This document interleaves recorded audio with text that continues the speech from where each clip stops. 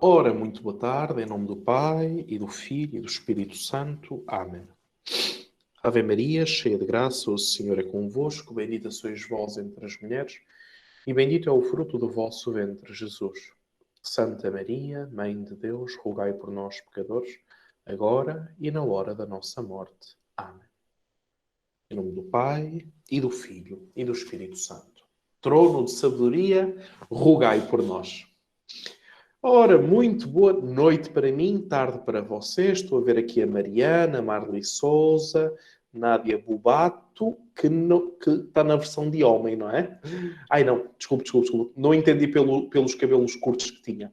Maria Teresa, Rita Aparecida, Fran Macedo, Marisa, Marlene, Maria Antónia, Magna, Reginaldo, o Sidney, a Cristina, o José Stanger, o José Maria, o José Torres também, a Rita Mara, Yara del Pozzo, a Rita Aparecida, acho que já disse. Muito bem-vindos. São apenas algumas das caras que me aparecem aqui. Claro que eu não consigo ter de forma nenhuma todas as vossas caras que aparecem. São muitas. Graças ao bom Deus. E hoje é a nossa última aula sobre a espiritualidade. Claro que eu tenho que dizer sempre que é sobre a espiritualidade, até porque nós temos encontro marcado no curso sobre as aparições. É exatamente, o curso sobre as aparições. Olha, o meu amigo Renan também cá está. O curso sobre as aparições. Ora, porquê é que interessa? Porquê é que vale a pena? Porque nós, da espiritualidade mariana, se alguma coisa nós conseguimos aprender, pelo menos eu, foi aprender quanto sou ignorante. Estão a entender? Quanto sou ignorante. Ou seja, quanto mais eu estudo para vos poder apresentar, mais eu me percebo que não sei. Não sei se vocês também têm essa experiência. Eu tenho. Quanto mais eu estudo para vos poder apresentar, mais eu entendo quanto não sei. Portanto, eu vou continuar a fazer o que estou a fazer, porque assim aprendo, sou o primeiro a aprender ao preparar as aulas. Como certamente temos aqui outras pessoas que são professores que passaram exatamente pela mesma experiência. Ensinando, se aprende. E nada melhor do que aprender acerca de Nossa Senhora. Então, assim sendo, hoje nós vamos pegar num bastão e vamos bastonar até à morte os movimentos eclesiais. Estou a brincar, como é óbvio. Nós temos movimentos eclesiais, movimentos laicais, vamos chamar a todos movimentos laicais, e a primeira coisa que vamos fazer é o percurso, vamos entender o percurso que nós vamos fazer. Hoje vamos falar do contexto e do pretexto, os movimentos laicais marianos, os movimentos laicais que não têm uma denominação mariana no nome, o perfil espiritual de Maria nos movimentos, como é a fé de Maria para os movimentos, problemas, diferenças, desafios para o terceiro milénio da marianidade. Este vai ser o nosso percurso.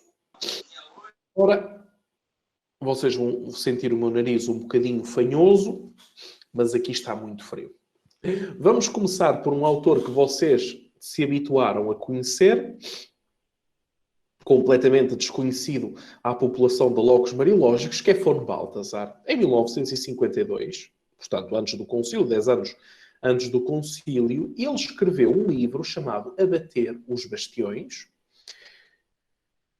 E desse livro, ele escreveu: os membros do homem são limitados de número e determinados nas suas funções. Contudo, nenhum pode esgotar todos os movimentos de que os seus membros são capazes.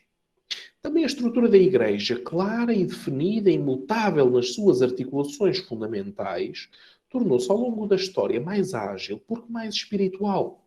Os seus tendões, os ligamentos, as articulações de que fala São Paulo podem desempenhar ações muito mais precisas através dos tempos.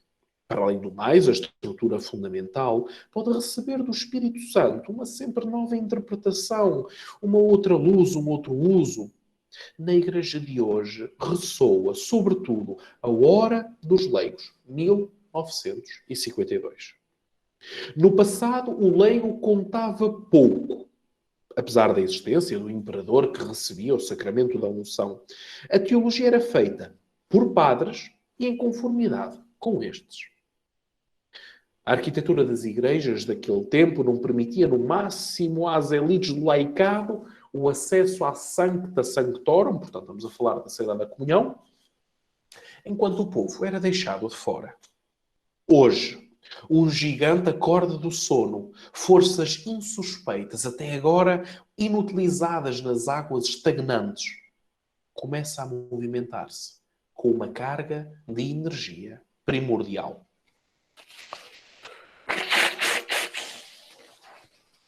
Deu para entender a profecia de 1952? Pois é. Antes do concílio. Vamos tentar entender concretamente o que é que isto significa e a forma como se concretiza isto no nosso dia-a-dia da Igreja. Então, um pequeno contexto. Até a década de 60, a apresentação da figura de Maria e do seu culto era feita baseando-se na mariologia tradicional que tinha começado a dar sinais de cansaço e de saturação. O acordar para os estudos mariológicos recolocou Maria na estrada justa, valorizando a sua presença na história da salvação, na Igreja, e o seu significado para a vida dos cristãos que veem nela um espelho ideal daquilo que são chamados a ser e que ainda não são. Maria hoje é celebrada no único culto cristão porque provém de Cristo, se a exprime em Cristo e por meio de Cristo no Espírito Santo nos conduz ao Pai. Tudo isto coincidiu com o renovar-se e o surgir. Desculpem, está frio. Com o surgir de movimentos laicais que, para além de se empenhar na meditação da palavra de Deus e a confrontar-se com a palavra, procuram redescobrir Maria de Nazaré como modelo e protótipo a quem inspirar-se para viver como ela a sua união com Deus e disponibilidade ao serviço para com o próximo. Não entrando nas divisões jurídicas que dividem grupos, comunidades, movimentos, associações, usamos uma palavra única, movimentos laicais. Dessa forma é mais fácil nós falarmos. E eu tenho a certeza absoluta que a Rita da Assunção concorda comigo. Movimentos laicais marianos. Vou-vos enunciar 4 movimentos laicais, que a Magna conhece-os a todos de cor e salteado, enuncio-vos as datas, depois chegamos ao Vaticano II e falamos dos movimentos, não especificamente marianos, mas o que é que a espiritualidade cristã, Maria, na única espiritualidade cristã, pode, deve e contribui para cada um dessas categorias de movimentos. Correto, Sr. José Torres? Certíssimo. Obra de Schoenstatt, 1914, 18/10/1914. Precisamente, amanhã faz anos. O padre Kentenich propôs a um grupo de jovens de uma congregação mariana, que hoje se chama Comunidade de Vida Cristã, de estabelecer uma aliança de amor com a Virgem Maria como sinal de revitalização e realização do pacto estabelecido com Deus no sacramento do batismo. Nasce assim a obra, ou Família Internacional de Schoenstatt, que significa lugar bonito, com o lema: por Maria a Jesus, por Jesus com Maria no Espírito Santo ao Pai. Claro que algum de vocês vai ler isto em latim. Eu tenho a certeza absoluta que o Marco Aurélio tem todo o gosto de ler isto em latim. Mas como latim, quase nós não percebemos nada disto, a gente fica-se assim pelo português da lusitânia gente, estes portugueses esquisitos, não é que eu falo, que ajuda estas coisas. Através do empenho no imitar as virtudes de Maria, se encontrará as melhores condições para consolidar a sua união com Cristo e, mediante Cristo, com o impulso do Espírito Santo, para aceder à mais íntima comunhão com o Pai. Maria, obediente companheira e colaboradora de Cristo no cumprir do desígnio salvífico universal do Pai, deveria ser considerada a mãe de todos os fiéis pela sua maternidade espiritual. Milícia da Imaculada. Roma. 16/10, portanto, ontem, 1917. O subdiácono Maximiliano Maria Kolbe, com outros 2 frades franciscanos menores conventuais, consagraram a vida à Imaculada e se empenharam a propô-la como modelo para os cristãos. E vocês sabem o que é que aconteceu? Criaram praticamente a Logos há 120 anos atrás. Não há 120 anos, há 100 anos atrás. Porquê? Eu conheço muito bem a história do São Maximiliano, porque eu, nos 3 primeiros anos de Roma, estive alojado neste colégio. Portanto, conheci os frades, conheci o quarto, conheci a mesa e ainda existem os manuscritos. E mais, quando fez 100 anos, fiz uma conferência, uma comunicação, acerca da Imaculada aos frades deste círculo. Reparem, este homem, todos nós conhecemos, no campo de extermínio de Auschwitz em 41, o que fez e aconteceu. Muito bem. Mas este homem foi para a Polónia e fundou uma cidade-convento da Imaculada, Niepokalanów. Ainda hoje se imprime o Mensageiro da Imaculada e ainda hoje, lá em Niepokalanów, existem cursos de Mariologia. É verdade. Foi para o Japão, um mês depois, editou editou o Mensageiro da Imaculada em japonês. Um mês depois. E fundou a cidade da Imaculada também no Japão. Mais. Escreveu numa carta que queria que os seus frades, que estavam a acompanhar, aprendessem, tivessem a carta de condução de avião, dizemos hoje avionetes, para poder transitar de um lugar para o outro e trazer as últimas notícias para poderem ser impressas no Mensageiro da Imaculada. Esta faceta normalmente não é conhecida. Ele era um homem da formação e da comunicação. Sobre Maria. O resto deixa a vossa interpretação.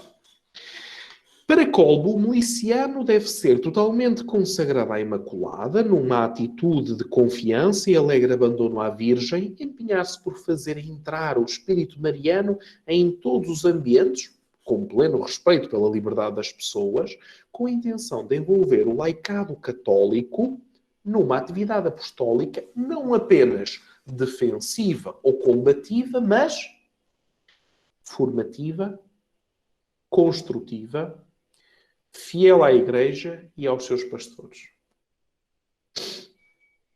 Vamos continuar. Como é que se escrevem nos filmes? Qualquer semelhança com a realidade é pura ficção, não é? Nós aqui é o contrário. Ora bem, Legião de Maria. Estamos em Dublin, Irlanda, 7 de setembro de 1921. Frank Duff, com outras 15 pessoas, se reuniram para procurar os meios aptos para fazer conhecer e amar no mundo o Senhor. Ajoelhados perante uma estátua de Maria, invocaram com a recitação do Rosário e ofereceram a própria vida com a intenção de operar em harmonia com tudo aquilo que teria surgido. E assim nasceu o movimento do apostolado mariano. Tem como objetivo a santificação dos sócios, empenhando-se no apostolado direto em ajudar os homens a viver a sua filiação adotiva divina em Cristo inspirando-se na solicitude materna com que Maria segue os discípulos do seu filho. Inspirados na mediação universal e na união com Maria, na harmonização da vida interior com a vida de Maria. E o que é a vida de Maria? É uma vida de comunhão com Deus, Trindade. Depois, se calhar mais conhecido, a obra de Maria, mais conhecido por como Focolares. 7 de dezembro de 1943, Chiara Lubich, inspirados na família de Nazaré, procuram dedicar-se ao serviço de Deus no mundo através das famílias. Um conjunto de virgens com Jesus no meio, é um dos temas principais dos Focolares. Procuram mostrar no mundo, o amor e a dedicação ao serviço dos homens, inspirando-se ao exemplo de vida de Maria. A doce presença de Maria com Jesus é o atrativo para os nossos dias. Maria deve ser vista na sua condição de criatura claramente madura e de cristã perfeita para ser colocada no silêncio e no recolhimento, ouvindo a palavra, até se tornar completamente palavra de Deus vivida, como mãe e figura da Igreja e como tal, nossa mãe. Então o mote, um outro dos motes é Viver Maria. O que é que significa Viver Maria? Vivendo Maria, faremos como Maria, dando Jesus ao mundo. E terminamos com os movimentos laicais marianos. São apenas 4 exemplos de grandes movimentos laicais. Estamos a falar de movimentos que hoje associam a alguns deles milhões de pessoas. Agora vamos a problemas. Movimentos laicais sem o título mariano. E vamos já demonstrar esses problemas. Eu tenho a certeza que a Maria Isabel já está a adivinhar que problemas é que são. Maturação cristã. Hoje assistimos a uma série de movimentos que se movem no apostolado, no empenho socio-eclesial, numa imediata integração entre fé e inserimento ativo no mundo, aplicando os princípios da doutrina social da Igreja. Muito bem. E Maria? A consciência de Maria como presença exemplar no caminho da história da humanidade, redimida do sangue de Cristo e animada pelo Espírito Santo, um perfil humano e espiritual na sua condição ordinária de mulher, no progressivo itinerário de fé, a primeira evangelizada, a primeira evangelizadora, particular relação com o Espírito Santo e a sua exemplaridade para com o povo de Deus. Tudo isto nós vamos tratar, mas o problema está como Maria é tratada nos movimentos laicais que não são diretamente de caráter mariano. O que é que eles dizem hoje, depois do Vaticano II? E agora é a parte que assusta. Querem ver? Maria, no Novo Testamento, mantém o ritmo do povo palestinense e o ordinário e evolui na vida humana. Uma mulher hebreia, pertence ao povo da esperança, das promessas de Deus. Alimenta o diálogo com Deus na típica vida doméstica, participa às alegrias e às tristezas dos seus conterrâneos. É esposa, mãe, respeita, lei do Estado, com os seus censos, e cumpre as prescrições do hebraísmo no templo. Tem um sentido social nas bodas de Caná, está junto à cruz e faz parte da comunidade apostólica. Se nós quisermos, esta é a biografia de Maria. Então, esta biografia de Maria interpreta Maria, ou dá-lhe um perfil desta forma. É uma pessoa concreta, longe das idealizações míticas, é uma criatura aberta e corajosa, uma virgem fiel, uma esposa sensível, uma mãe discreta e compreensiva, uma mãe das dores quando perde o filho, que ouve, reflete, fala, toma iniciativas, chora e alegra-se e coloca-se ao serviço de Deus, do filho e dos homens. É este o perfil que comumente se conhece. E o perfil espiritual?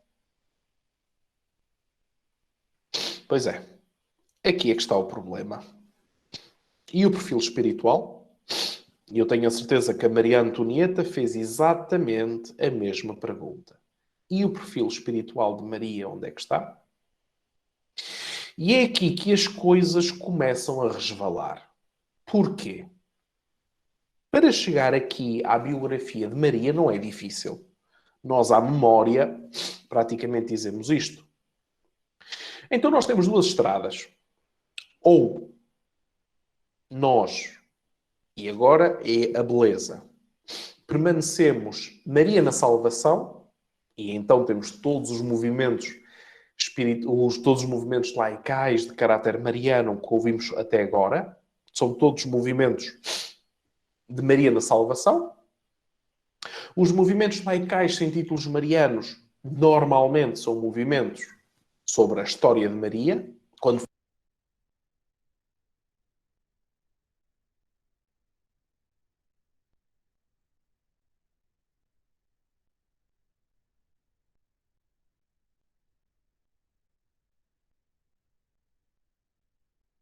já cá estou outra vez. Optatum Tossius 16 diz que o método para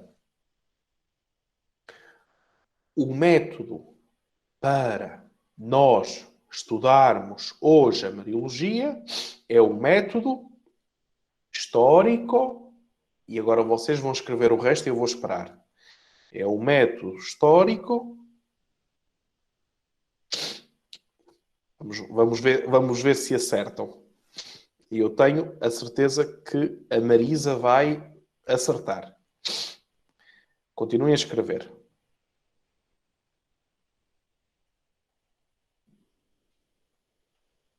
Escreva, Marisa. Estou à espera da sua resposta. Sim. Ai. Tem a webcam ligada. Ora bem, para quem respondeu histórico-crítico é uma outra coisa. É histórico-salvífico. Porquê? É um nome chique de dizer eu utilizo o método histórico-salvífico para estudar a Mariologia. Não tem nada a ver com isso. O método histórico-salvífico obriga-nos a sermos cristãos. Porque se for o método salvífico, Deus salvou o mundo. Maria participa da salvação de Deus. Maria pertence à comunidade dos salvados. E eu, Daniel, Maria não a conheci. Não nasci há 2000 anos atrás. Cristo também não. Deus lá fez qualquer coisa na salvação. E nós vivemos séculos assim. Nós, leigos, se formos rigorosos na história, e eu tenho a certeza que a Railda Dias concorda comigo, somos rigorosos na história, nós passamos séculos. Nós, leigos, e já agora os religiosos são leigos, para quem não souber, Lumen Gentium, nós passamos séculos em que os leigos não contavam muito bem. Maria leiga, mas contava muito bem. Então nós tínhamos a salvação. A mãe de misericórdia numa salvação. Muito bem. Depois fizemos o contrário. Voltamos-nos para a história, a arqueologia, etnografia, estudos históricos. Voltamos-nos para a história. E ao voltarmos para a história parecia novidade. Agora vamos saber a verdade acerca de Maria, a verdade acerca de Jesus. Até existe o canal História. Vocês conhecem o canal História, não é? Na televisão tem o canal História que tem assim um H dourado, amarelinho, não é? Quando faz documentários sobre Jesus e Maria, ai, Nossa Senhora, aquilo até me dói no coração das poucas vezes que eu vi. Jesus! É só erros de meia-noite, aquilo não entende rigorosamente nada, nem da Cristologia. Estão a entender? Porquê? Porque fazem a história e desligam a história da salvação. Esse é o nosso erro. Enquanto nós continuarmos a ver a salvação de um lado, a história do outro, e a salvação, alguma coisa que acontece fora da história, Nós somos religiosos. O cristianismo não é religião. Porquê? Existem 22 religiões no mundo. O cristianismo não é religião porque é a única em que o Deus se fez homem. E que não somos nós a ir ao encontro de Deus, mas é Deus que vem ao encontro do homem. É Deus que entra na minha história, que salva a minha história numa relação pessoal com a minha sagrada pessoa. Isto é uma inversão completa. Nada na fé pode existir fora de uma história, fora de uma salvação. E de uma história que salva. Deu para entender? Se assim não for, ai de nós. Da ideologia histórica ou ideologia salvífica. O que é que diz a ideologia histórica? Maria é uma pessoa concreta, longe de idealizações míticas, criatura aberta, corajosa, virgem fiel, esposa sensível, mãe discreta e compreensiva, mãe das dores quando perde o filho, ouve, reflete, fala, toma iniciativa, chora, alegra-se, coloca-se ao serviço de Deus, do filho e dos homens e depois morreu. E foi muito boazinha e acabou. Esta é a história de Maria.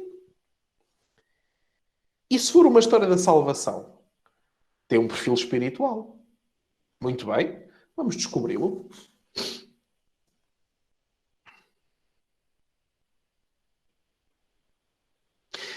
A descrição feita sobre Maria hoje é muito tendenciosa a uma filantropia. Um pouco como acontece com Jesus. Jesus é uma pessoa iluminada, um grande sábio, um profeta que fala das coisas de Deus, muito bonzinho, e foi injustiçado pelos romanos e morreu numa cruz.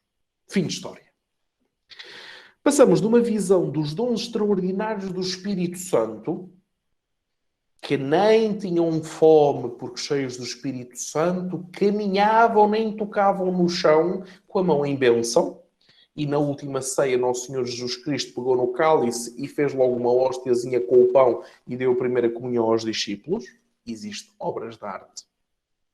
Existem obras de arte assim? Pois é. Estou a entender onde é que nós já chegamos quando falamos de visão dos dons extraordinários do Espírito Santo e depois temos o contrário. Uma visão antropológica, etnográfica ou biográfica de Maria. Mas o caminho de fé de Maria está expresso no Magnificat. Lucas 1, 46, 55. Que oferece elementos de uma profundidade espiritual que não pode permanecer escondida em leituras parciais, pouco marianas e muito menos mariológicas. A leitura histórico-salvífica. O que é que essa leitura diz? 3 coisas que isolei. Em primeiro lugar, é um canto de louvor e de agradecimento, a consciência da eleição para levar dentro de si o autor da salvação da humanidade. Não é um canto sobre a realidade social, ou seja, Maria não colocou uma fita vermelha, uma boina estilo Che Guevara e levou como mulher forte todas as outras mulheres para lutarem contra a hegemonia romana de Israel. Nossa Senhora não fez isso. Nossa Senhora não faz isso. Pois contém uma denúncia profética para todos os tempos e todas as situações. Terceiro, anuncia uma mudança de posições com a dispersão dos soberbos e uma elevação de todos aqueles que temem o Senhor numa desprivatização da fé. Foi uma expressão que eu aqui utilizei. Vocês sabem o que é desprivatizar a fé? No tempo de Jesus, nas 12 tribos, a tribo de Levi, ou seja, aquela de Zacarias, é que podia ter um serviço sacerdotal. Correto? Jesus abre Deus a todos. E agora vamos chocar e fazer polémica. Quem é que celebra a Eucaristia todos os domingos? A comunidade dos batizados no mesmo Espírito. Quem é que preside? O sacerdote. Ou o bispo. Soubessem vocês, quando um professor, ele já faleceu, Deus o tenha em boa memória, quando numa defesa de tese o aluno falou e para a esquerda e para a direita e o professor no final disse: mas quem é que celebra? E o aluno: pois bem, está ligado? E ele disse: todos nós, batizados no mesmo Espírito. Porque somos povo sacerdotal, profético e real. Para nós sermos povo sacerdotal, Cristo teve que dizer que a tribo de Levi não tinha o exclusivo do acesso, da possibilidade da oração a Deus. Parece pouco? Muito bem. Como é que Cristo disse isso? Querem ver? O nosso Deus tem uma forma. Maria é o quê? Leiga. Maria, depois da Anunciação, o que é que tem dentro de si? Deus. Maria visita Isabel e, portanto, anuncia a boa nova. Correto? Mas Maria não vai ter com Isabel. Maria vai ter à casa de Zacarias, que nesse ano é a autoridade máxima em Israel. Uma mulher, leiga, vai anunciar à casa do sumo sacerdote que o Deus que habitava na filha de Sião, no Santo dos Santos, está dentro dela. E não encontra o sacerdote. Encontra a mulher do sacerdote, que se torna profeta. De onde me é dado que venha ter comigo a mãe do meu Senhor? O filho que recebe o espírito profético, João Batista, e Nossa Senhora, que ao dizer o Magnificat, traçou o perfil espiritual do cristão e da ação de Deus no mundo para sempre. E tudo isto acontece pela desprivatização da fé. Portanto, Nossa Senhora, melhor, Deus em Nossa Senhora, nacionalizou os bens da fé. Digamos numa expressão um bocadinho mais política. Há expressões bonitas, não há? Que são tão contemporâneas e dizem tanto. Mariologia tem destas coisas. Dignidade humana, empenho histórico, libertação em favor dos desfavorecidos, dignidade a ser recuperada pela fome e sede de justiça. Vida espiritual e humana de Maria. Opondo-se à tentação do individualismo e da omissão, se movimenta para a promoção humana integral a partir dos miseráveis e esquecidos. Logo, os movimentos de inspiração cristã com forte orientação político-social encontrou em Maria um estímulo a operar a edificação de uma sociedade que promova a cultura da legalidade, direitos civis e religiosos de cada homem, mesmo daqueles que não têm voz. Resumindo, no concreto cotidiano da existência, fazer da vida uma entrega ao amor de Deus e ao próximo como Maria. Itinerário de fé de Maria. A vida de Maria, desde o primeiro momento, se movimenta no âmbito da fé. Como mulher hebreia, conhece o Deus da promessa messiânica, entre luzes e sombras, esperanças e certezas, até que na Anunciação se turba e se autocompreende como eleita, singular e serva. Eventos incompreensíveis à mente humana, como Daniel quando fala português. Pronuncia um sim incondicionado como ato de fé e de obediência a Deus, tornando a encarnação do Verbo possível. nascimento milagroso, a espada anunciada profeticamente, a fuga para o Egito, a perca e o encontro do menino Jesus no templo, a vida escondida em Nazaré, que nada faz de mostrar a sua particular vocação. Nas bodas de Caná, o sinal do Messias. Calvário, ressurreição, Pentecostes. Esta é a peregrinação de fé de Maria.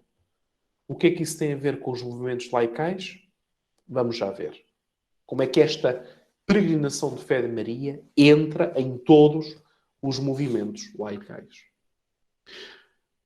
A fé de Maria não é substancialmente diversa daquelas dos membros do povo de Deus, ainda que vivida na relação com a função da mãe do Verbo encarnado e com a pessoal e progressiva percepção que essa adquire acerca da identidade e da missão de Cristo. É uma fé simples, humilde, marcada pela fé e pela obediência, destinada a aumentar na meditação e na leitura dos acontecimentos à luz de Deus. Por esta sua fé sofrida, sempre colocada em discussão, em crescimento encarnada, Maria se coloca como modelo da fé da Igreja e, principalmente, daqueles que na Igreja, como adeptos aos vários movimentos laicais, se propõem percorrer um itinerário de maturação na fé. Estou a pensar nos cursilhos de cristandade, estou a pensar no caminho neocatecumenal e tenho certeza que a Vilma Barré nos sugerirá um outro tipo de movimentos que podemos enquadrar aqui. Portanto, o itinerário de maturação na fé que os leva a encontrar-se com Cristo, a viver em comunhão com Ele e a fazê-lo nascer e renascer nos homens seus irmãos. Maturação de fé. Para movimentos que seguem a maturação da fé através da catequese sistemática, elaborada em etapas mais ou menos sistemáticas, e se confrontam com a palavra de Deus e com os acontecimentos, Maria não foi uma mulher que acreditava. Foi a mulher fiel, apenas compreensível dentro da fé. É um exemplo para os membros de movimentos que procuram superar o perigo do divórcio entre a fé e a vida, fazendo de um modo mais ou menos imediato que a fé anime toda a existência e agir, com a alegria e coragem da fé, que foram em Maria indispensáveis para colaborar na obra de salvação do Filho. Então, estes movimentos que têm como carisma a maturação da fé, o que é que fazem? Fazem como Maria. Já dissemos que Maria foi a primeira evangelizada e a primeira evangelizadora. Depois do consenso dado ao anúncio do anjo Gabriel, a fé de Maria se confronta com a presença nela do Verbo feito carne para a salvação do mundo. Por esta sua divina maternidade, se torna a primeira discípula de Cristo e a primeira missionária do Evangelho. Na Anunciação, contém a boa notícia dentro de si, não apenas a mensagem como a palavra, como a palavra da mensagem. Isto é interessante. Maria não conhece apenas o Evangelho, como nós conhecemos, mas Maria tem a palavra que depois o Evangelho escreve dentro de si. Em Caná, ensina que as palavras do Filho devem ser ouvidas. É a discípula por fé discípula mais por fé do que por mãe, junto à cruz, retorna a ser mãe, desta vez dos discípulos. Da encarnação à ressurreição, Maria existe para o Verbo encarnado. É esta a evangelização que Maria recebeu. Maria é evangelizada como primeira testemunha da obra de salvação que Deus realiza onde? Na sua história. E depois, Maria torna-se evangelizadora, tão igual a nós.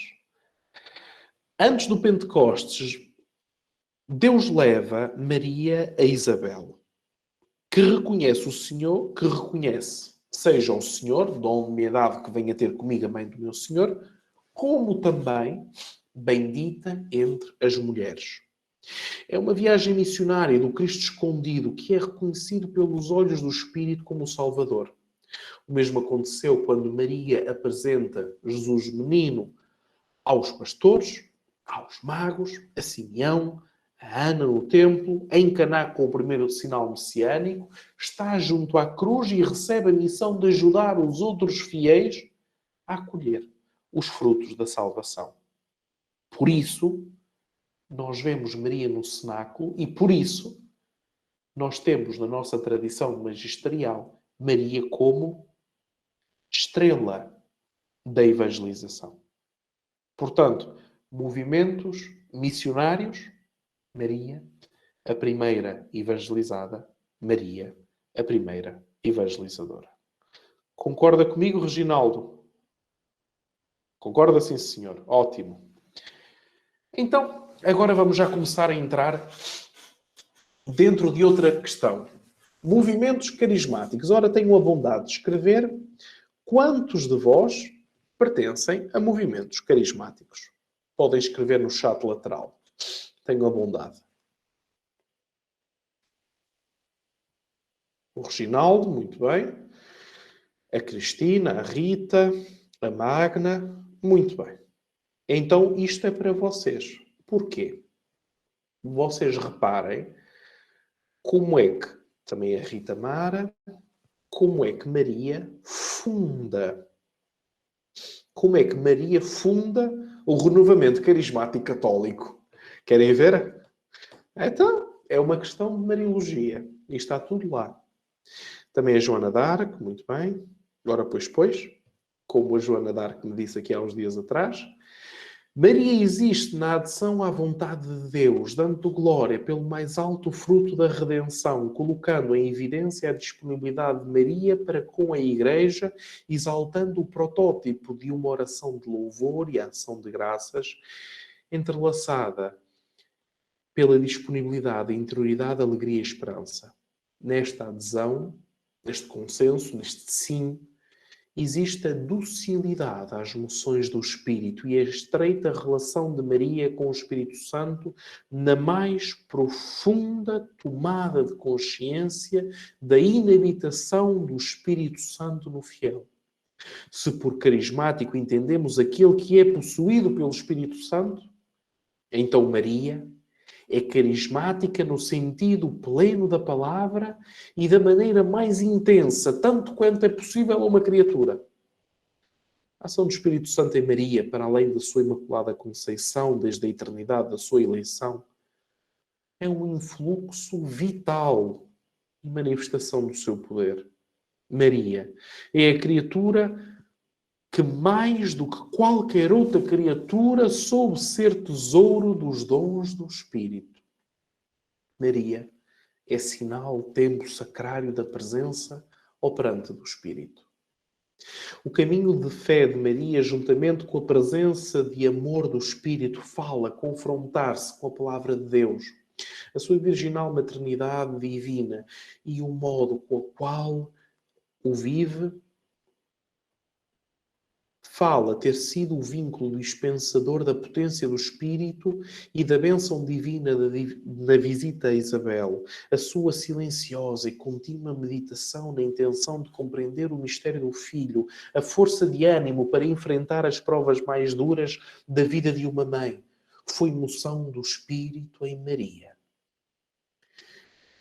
E o Pentecostes leva à maturação da relação Maria-Espírito Santo, pois o pleno dom do Espírito que leva Maria à compreensão da missão espiritual e universal do Filho, agora se alarga aos apóstolos e aos primeiros discípulos de Cristo. O Espírito que desce sobre Maria na geração humana de Cristo é o mesmo que desce na comunidade apostólica para a transformar em comunidade carismática. Presença e oração de Maria no Pentecostes existe para predispor os discípulos a acolher o Espírito, atuando a sua maternidade espiritual, como lhe foi confiada junto à cruz. Resumindo, com a ressurreição de Jesus, que foi obra do Espírito Santo, assim também o Espírito Santo faz a assunção em corpo e alma de Maria no céu como a última graça que a Mãe do Senhor recebe e continua, como tal, no corpo glorificado, a interessar-se maternamente de todos os homens, até que todas as famílias dos povos, em paz e concórdia, sejam felizmente reunidos num só povo de Deus para a glória santíssima e indivisível Trindade. Lumen Gentium 69. E todas estas são virtudes. Que exemplaridade! Ora, construí esta tabela a pensar em vocês. Estes itens que vocês veem. Muitas vezes falamos da necessidade de imitar as virtudes de Maria. É uma linguagem muito clássica, tracinho antiga, pode ser renovada. Mas antes de renovarmos o que é imitar as virtudes de Maria, vamos fazer um caminho oposto, que eu vou-lhe chamar a identificação de nós com Maria. Eu identifico-me com Maria. Em quê? Estão a entender? Em quê? E então nós temos toda essa tabela. Mas primeiro, vamos ver porque é que a exemplaridade de Maria cabe em todos os membros de cada um dos movimentos.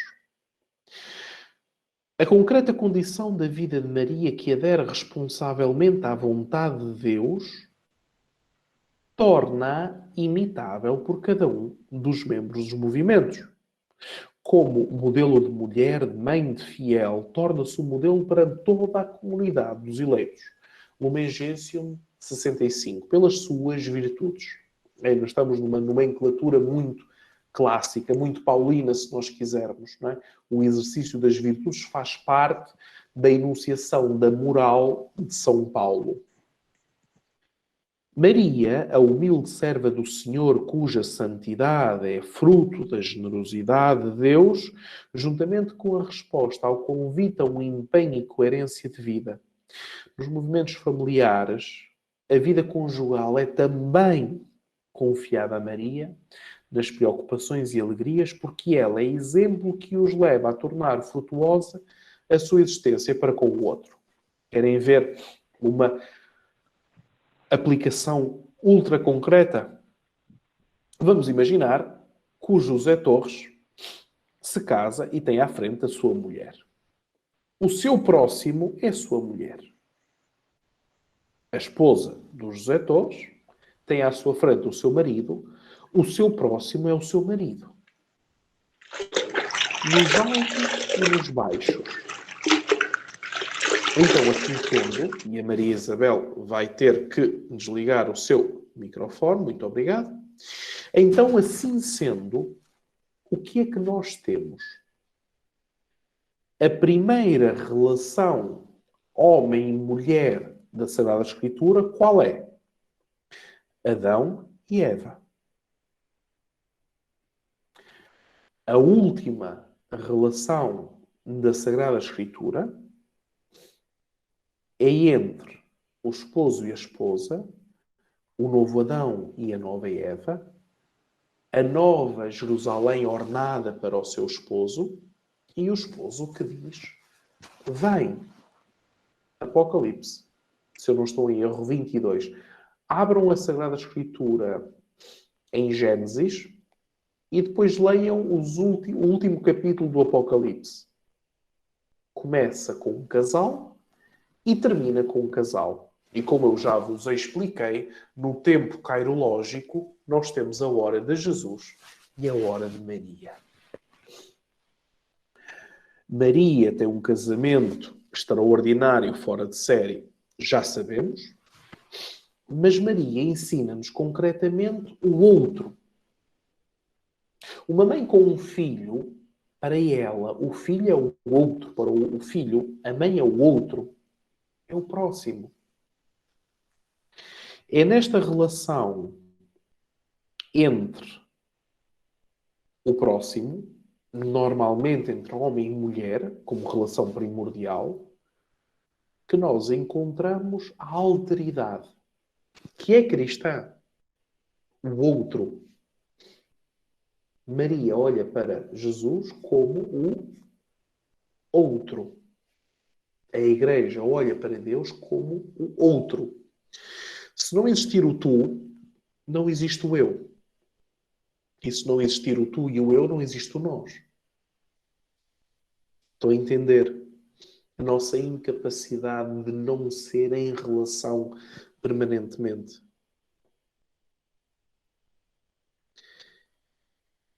E esta faz parte da exemplaridade de Maria. Agora vamos falar daquilo que podemos nos identificar com Maria.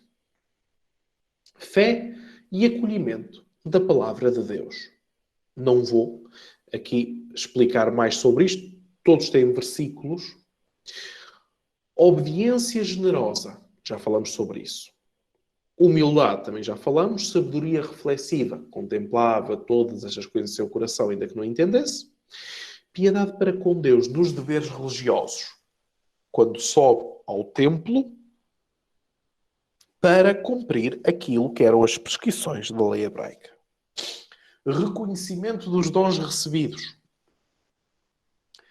Oferente no templo, que oferece o filho no templo, onde está Simeão e Ana. Orante na comunidade apostólica. Fortaleza no exílio.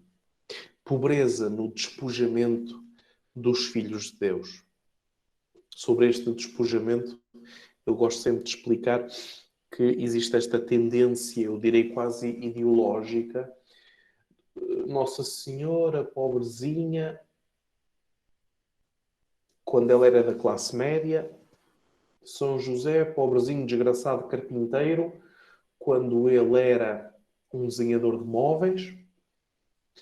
Eles pertencem à classe média. José pertence à tribo de David.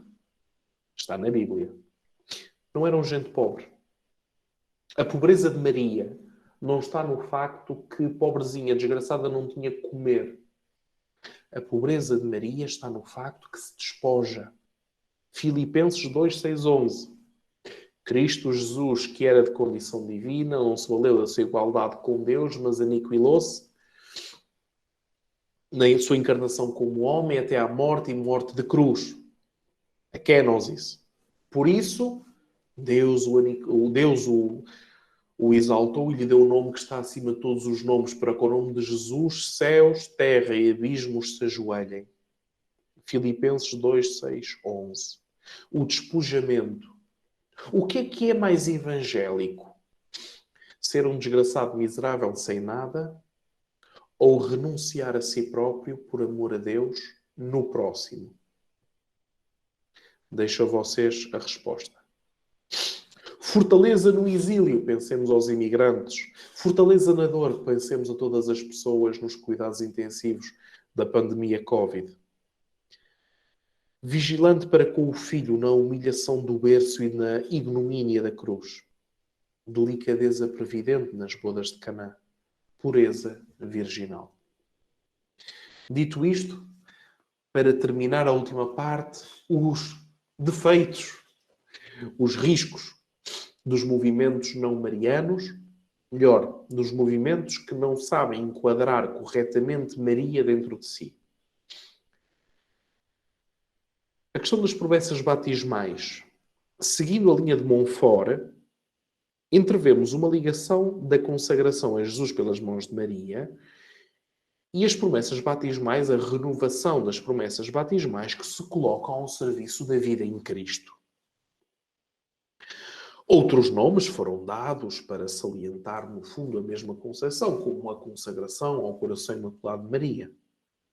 Mas, no fundo, tudo isto é uma questão de amor a Deus e amor ao próximo. E ninguém pode amar a Deus que não vê, se não ama o seu irmão que vê. Porque Deus é amor. 1 João 4, 8. Sentido de responsabilidade e de seriedade do fiel que se empenha a imitar Maria de forma a reviver a mesma abertura espiritual. Relação pessoal e experiencial com Maria, primeira e perfeita consagrada a Deus, para que a consagração batismal seja vivida com um serviço filial para com Deus e para com os irmãos. Dificuldades. Riscos e carências provenientes da ausência da evangelização da piedade popular levam movimentos a consequências da sua ignorância ou por ilusórias exaltações e condicionamentos internos e externos de vários géneros e também pela catequese mariana redutiva a confundir espaços e meios, sobretudo no campo da mediação mariana, que é uma confusão misericórdia. Ninguém leu o concílio, mas todos sabem aquilo que se diz acerca da mediação mariana. Por exemplo, São Bernardo criou uma metáfora. Existe a cabeça que é Cristo, existem os membros que são corpo, e o pescoço que liga a cabeça aos membros é Maria. Foi uma metáfora do 10º século. Correto? 1000 anos depois, alguma coisa mudou. Estão a entender? A Mariologia é uma ciência evolutiva. Não é escrita de uma vez para sempre. Isso é a Sagrada Escritura. É outra coisa. Mas a Mariologia não. A repetição de fórmulas plurisseculares. Porco Santo Padre, em 1654, disse que... Porque São Francisco disse que... Então, é assim. E não se muda. Esta concepção não evolutiva da teologia hoje conduz-nos com boa intenção a erros, não adequações e a repetição de fórmulas que, ainda que com boa intenção, resultarão como estéreis. Hoje não se pensa dessa forma, pois a mediação materna de Maria participa da única mediação de Cristo, pelo que ad Iesum per Mariam inverteu-se. Ad Mariam per Iesum. Porquê? Porque nós não começamos por Maria para chegar a Jesus, mas nós recebemos, João 19, 25 a 27, nós recebemos Maria como oferta de Cristo na cruz para conosco. Não é possível encontrar o verdadeiro Jesus que não nos ofereça na cruz. E depois da cruz, Maria continua na comunidade apostólica, porque João 19, 27b, o discípulo recebeu entre as suas coisas, já falamos sobre isso, não é possível não receber Maria, que é uma oferta que Jesus Cristo faz nos últimos momentos da sua vida terrena. Então nós hoje encontramos o problema da substituição do Espírito Santo por Maria. Querem ver? A mediação de cada ação do Espírito Santo, e por ação do Espírito Santo vamos lhe chamar graça, provém da vontade do Pai, através do Filho ao Espírito Santo e do Espírito Santo a nós. Por isso temos acesso ao Pai por Cristo no Espírito Santo. Onde? Efésios, Gálatas, Tito, Coríntio e João. A atribuição de fórmulas que convém sobretudo ao Espírito Santo dever-se-ia precisar a sua necessária realização com a missão primordial do Divino Espírito, apresentado na Sagrada Escritura como advogado, intercessor e consolador. João 16, de 7 a 15. Curiosamente, a nossa tradição eclesial, que esqueceu o Espírito Santo até o Vaticano II, disse que Nossa Senhora é advogada, intercessora e consoladora. Maria absorveu a função do Espírito Santo na Igreja. Infelizmente, o concílio, mesmo tendo tentado recolocar o papel de Maria segundo a história da salvação, ainda não foi acolhido nas nossas realidades doutrinais, catequéticas e espirituais. Então, qual é o outro extremo? uma antropologia nos movimentos sem o espírito de Maria. O património da genuína fé católica é integrante de tudo aquilo que é contido. Eu não posso tirar um pedaço da Sagrada Escritura e esta é a verdade, esta é a fé, é isto que eu sigo. Não posso tirar um pedaço e ignorar o resto. Senão eu crio uma seita. Seita vem da palavra setor.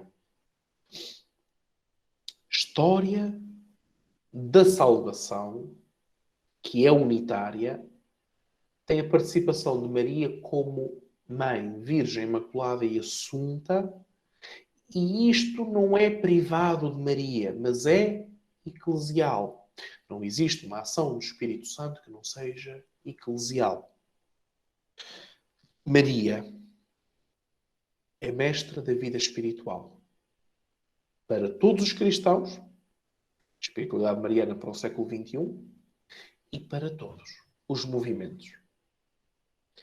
Não o reconhecer significa trair o depósito da fé, trair o magistério, trair a tradição e trair a escritura. Liturgia incluída. Dito isto, muito obrigado pela vossa atenção. 12ª aula. E agora vamos para as vossas perguntas. Tempo para colocar as vossas perguntas, que já foram colocando ao longo da aula. Vou agora começar a responder, mas podem continuar a colocar as vossas perguntas. Porquê a descrição feita sobre Maria hoje é tendenciosa ao social e não ao espiritual? Provavelmente porque vivemos na época dos movimentos sociais que começaram com a Revolução Industrial, ganharam força os movimentos sociais católicos com a Rerum Novarum do Papa Leão XXIII, que eu agora não sei precisar a data, eu penso que foi 1863, a Rerum Novarum, que foi a primeira encíclica social. Depois, a doutrina social da Igreja, a famosa ação católica, etc, etc. Ou seja, vivemos politicamente e socialmente tempos de movimentação social. E agora, com o Covid, estamos perante outra revolução industrial, porque, neste caso, revolução informática, porque está a alterar novamente fluxos de migração e a nossa forma de viver e de trabalhar. E como tal, com a redescoberta antropológica, etnográfica, bibliográfica, Maria começa a aparecer da salvação para o social e esvaziar-se no social sem se ligar à história da salvação. Quando esses movimentos eclesiais marianos não estariam enquadrados na espiritualidade mariana do século XXI, podem enquadrar-se a partir do momento em que façam reformas, e essas reformas das congregações são guiadas a fazer tudo aquilo que ele vos disser, que é um documento mariano dos Servos de Maria, de 1980, 70 e qualquer coisa, 80, que ajudou muitas congregações da velha guarda, digamos assim, a refazer as suas constituições. Em relação aos movimentos, os documentos de direção dos movimentos podem ser reformados. Para os reformarem, é necessário que se apoiem naquilo que hoje significa as intenções de fundação. Estão a entender? É um bocadinho como acontece e nós vamos ver na teologia das aparições. O ordinário do local quer conhecer a questão da sobrenaturalidade das aparições e continuam-se a não apoiar sistematicamente em mariólogos. De facto, a lei não obriga que se apoie em mariólogos. É verdade. Mas também é verdade que depois as comissões de inquérito são o que são, fazem o que fazem e causam mais confusão do que clarificações, porque não existe formação mariológica geral global, um mariólogo por diocese. Não existe. Nós, a nível mundial, atualmente devemos ser menos de 60. A nível mundial, global. Isto é preocupante, mas fazemos o que podemos. Quando esses movimentos eclesiais, já respondi, relação Maria-Espírito Santo, como não confundir os papéis de ambos? Muito simples, estudar uma ciência que se chama pneumatologia. Depois, estudar uma ciência que se chama Mariologia. E depois disso, olhar para uma e olhar para outra e ver que se tocam quando se tem que tocar, não se sobrepõem e não se confundem. Mas é preciso passar pelo aquilo que eu chamo o martírio da Mariologia. É preciso sentar, abrir os livros e estudar. Ler e estudar, estudar e ler. Quando você diz que não existe a ação do Espírito Santo sem ser eclesial, como assim? Pode Deus atuar no mundo sem um objetivo?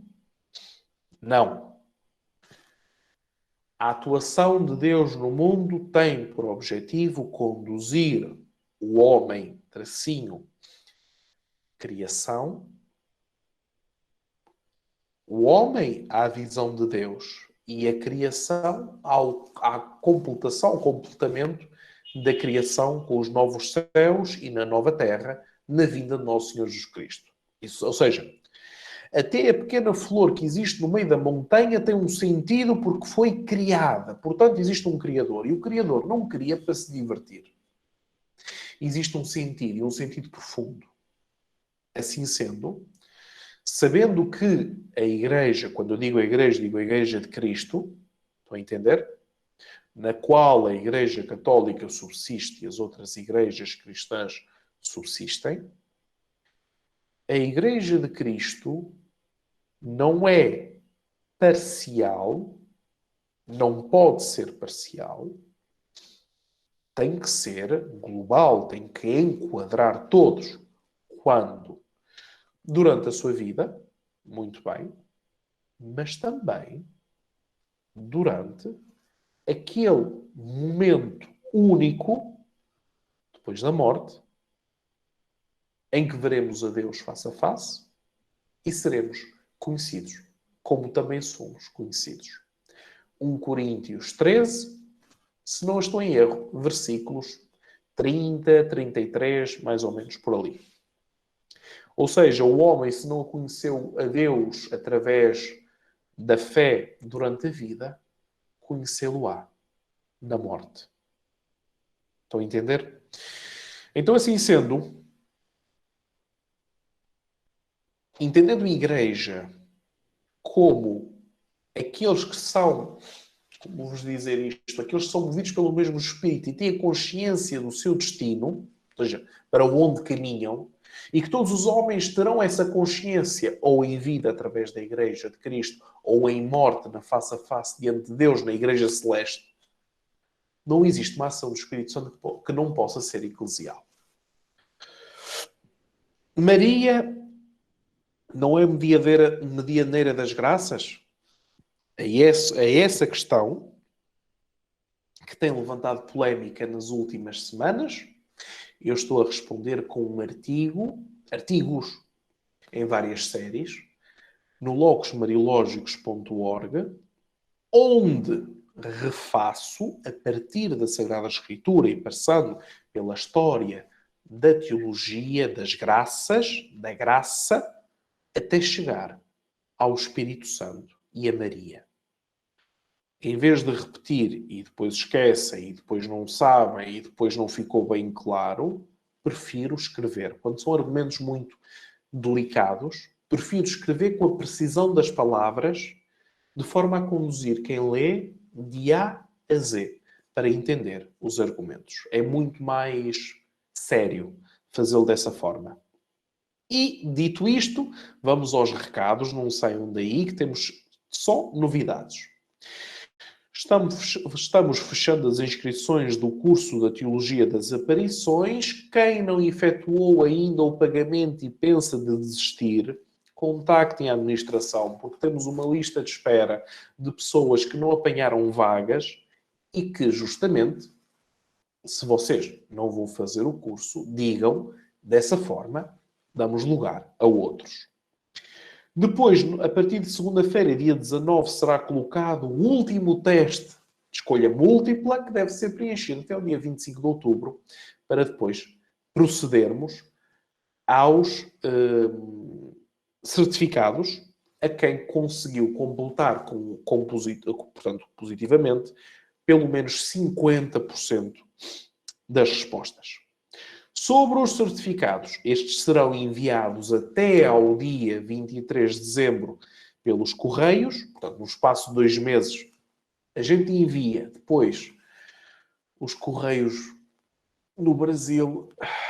Vocês estão a ver os problemas que nós tivemos com os livros. A gente reza a Nossa Senhora do Bom Despacho para que os livros cheguem o mais depressa possível. Depois... Nossa Senhora do Bom Despacho. Ai, meu Deus. Depois, sobre o grupo do WhatsApp, não abandonem o grupo. Fiquem até o dia 26 de outubro. No dia 26 de outubro, nós fechamos o grupo. Está bem? Mas damos-vos aí todas as informações. Nós acabamos de construir um percurso mariológico que vai, estão todos sentados na cadeira ou no sofá, que vai até 2023. Ai, Jesus, nunca mais acaba. Vamos explicar. Nós estamos a construir um percurso, sempre aos sábados, 1 hora e meia por semana, todos os sábados, um percurso básico de Mariologia, que, como é natural, eu não acredito em aulas intensivas, acredito em masterclass monotemáticas, mas não acredito em aulas intensivas. Portanto, é disperso no tempo e vai sendo construído, aula após aula, professor após professor, de uma forma orgânica. Estão a entender? Ou seja, fazer toda a Mariologia ao longo dos meses de uma forma orgânica. Ao mesmo tempo, vão acontecer percursos monotemáticos, pelo que na mesma semana podem existir simultaneamente 2 cursos. Por um lado, vamos falar uma turma, vamos começar a falar assim, uma turma que segue de forma sequencial, e eu depois, mais tarde, começarei a dar muita mais bibliografia, que serão fotocópias traduzidas, vamos falar assim, portanto, tem que começar a fazer muitas mais traduções para vocês se aperceberem, começarem a tocar nos textos, nos originais, muitas vezes, para começarem a entender de que é que nós estamos a falar, ok? E depois, uma série de cursos monotemáticos. Por exemplo, vai aparecer um curso que estamos agora a tentar finalizar a questão sobre a Mariologia do Papa Francisco com outro professor, etc, etc, etc. Bem, dito isto, depois vamos-vos enfiar o plano até 2023 destes cursos, como eu já vos disse, segmentados, não é? X curso sobre X questão com X aulas, para fundamentar todos aqueles que nos acompanham como deve ser. Depois do curso das aparições, vai acontecer o curso da professora Rita Torti, que já vos falei, biblista especializada em Antigo Testamento, que eu vou ser o primeiro a inscrever-me, que conhece, primeiro, as línguas que ninguém conhece neste mundo. Alguém conhece acádico? Eu nem sequer sabia que existia. Ela conhece. E existem textos em acádico. Pois. Especializada, não de uma forma ideológica, em hebraísmo, Antigo Testamento e mulher na Sagrada Escritura, mas não daquela forma ideológica, tracinho, pró-feminista, que às vezes estamos habituados a ouvir, que nos vai dizer um perfil hebraico, Maria. Do ponto de vista hebraico, quem é esta mulher? Com seriedade, a partir dos textos originais, olhando para cada texto e refletindo em cada texto. Que vão ser sensivelmente 2 meses. Dito isto, agradeço a todos e nós vamos nos ver daqui por 45 minutos no curso de consagração, sempre às 7 da tarde, hora Brasília, todos os dias, durante estes longos 28 dias, misericórdia, mas é necessário, porque Nossa Senhora cumpria os seus deveres religiosos. É ou não é verdade? Está na Bíblia.